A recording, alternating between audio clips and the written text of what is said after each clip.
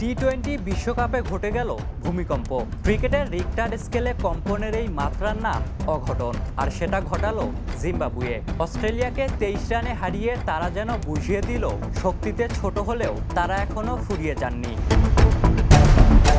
কলম্বোয় জিম্বাবুয়ের ভক্তদের জন্য আজীবন মনে রাখার মতো স্মৃতি উপহার দিল সিকান্দার রাজার দল। অবশ্য এমন স্মৃতি নতুন না। 2007 টি-20 বিশ্বকাপেও কেপ টাউনে অস্ট্রেলিয়াকে 5 উইকেটে হারিয়েছিল জিম্বাবুয়ে। সেই জয়ের পর এই সংস্করণের বিশ্বকাপের দ্বিতীয় মুখোমুখিতেও ফল পাল্টালো না। ব্রেন্ডন টেলর নিশ্চয়ই এই জয় উপভোগ করেছেন। হ্যামস্ট্রিংয়ে চোট পাওয়ায় বেচারা টেলরের বিশ্বকাপ শেষ। 19 বছর আগে সেই বিশ্বকাপে অস্ট্রেলিয়াকে হারানোর ম্যাচে 60 রানের দারুণ ইনিংস খেলেছিলেন টেলর। আজ মাঠের বাইরে থেকে টেলর হয়তো দেখেছেন তার ভূমিকায় ছিলেন জিম্বাবুয়ের অন্য আরেকজন ব্যাটার।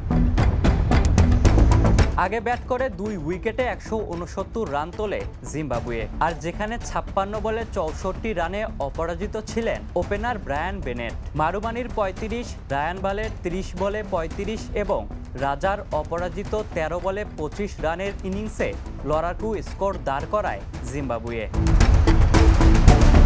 বোলিংয়ে জিম্বাবুয়ে যতটা ভালো করেছে তার চেয়ে অস্ট্রেলিয়ার ব্যাটারদের ব্যর্থতাই বেশি। শেষ পর্যন্ত 20 ওভারও খেলতে পারেনি অজিরা। 19 ওভার 3 বলে 146 রানেই অল আউট হয় Australia. Ishtiaq Mahin, the news. দেশে দেশে সবার সাথে দ্য নিউজ।